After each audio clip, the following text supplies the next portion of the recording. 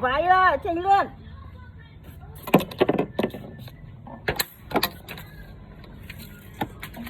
Chanh luôn.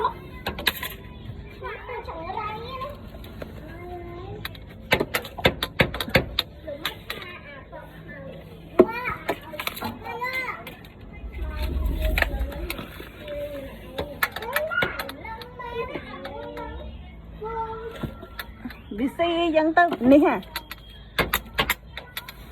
Ôi nè nữa. Đi chanh nữa còn.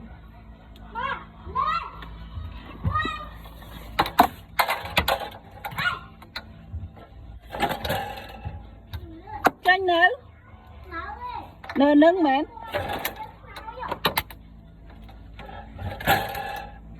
Vậy là anh.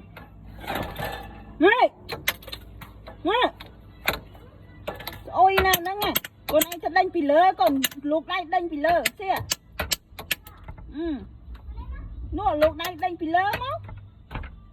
Đánh việc lại mà kê nhở.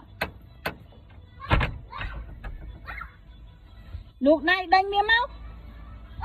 Vậy viên.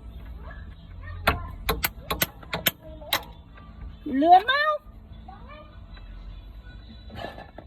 À chẳng,